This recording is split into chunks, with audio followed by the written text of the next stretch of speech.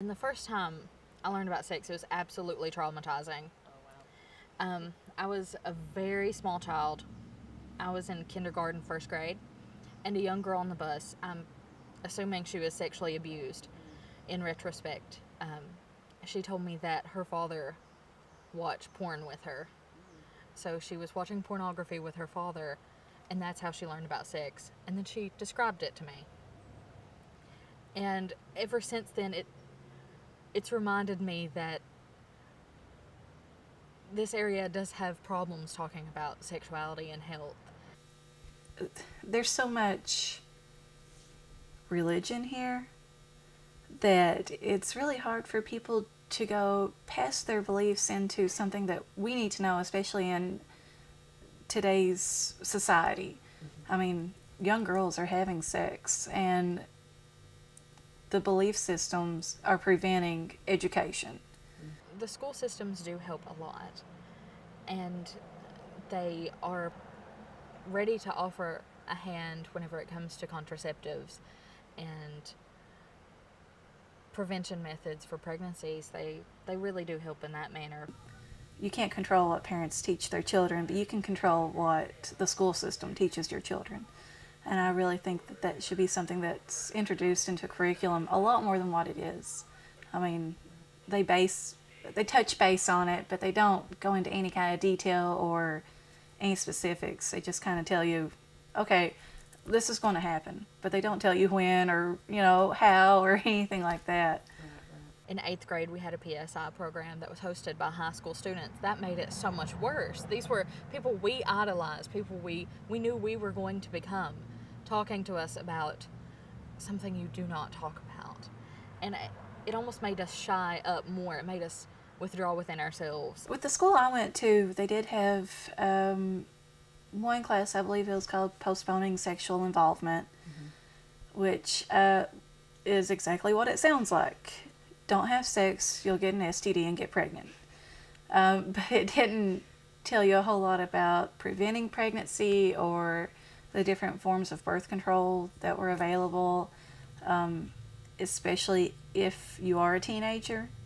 Because it's hard for a lot of teenagers to go out and get something like the pill or, without parental involvement. So, yeah. And they told you, the biological things that were going to happen, but not in detail. And then in high school, we did have a program in health, and a woman came in and talked about different forms of contraceptives. And it was extremely informational, and it was helpful, I feel, for the most part, but she didn't talk specifically about the issues facing gender.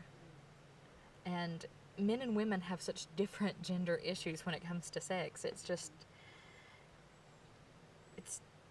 totally polar opposite worlds.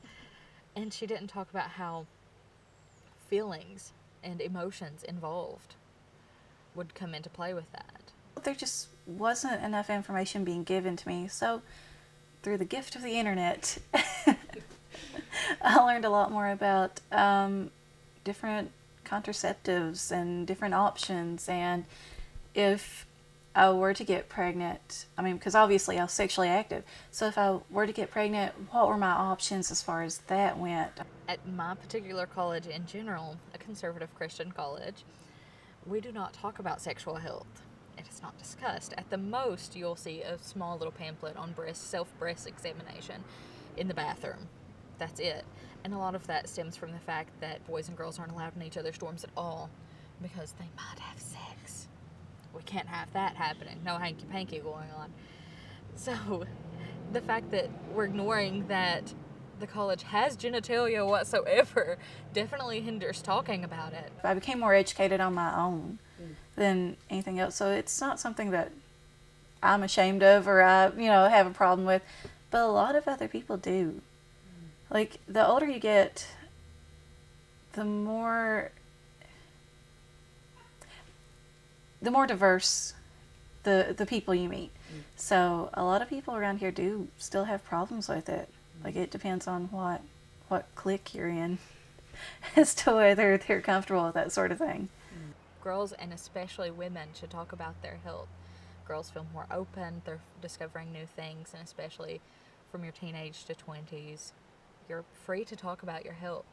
But as you age, it becomes less frequent for women to discuss it.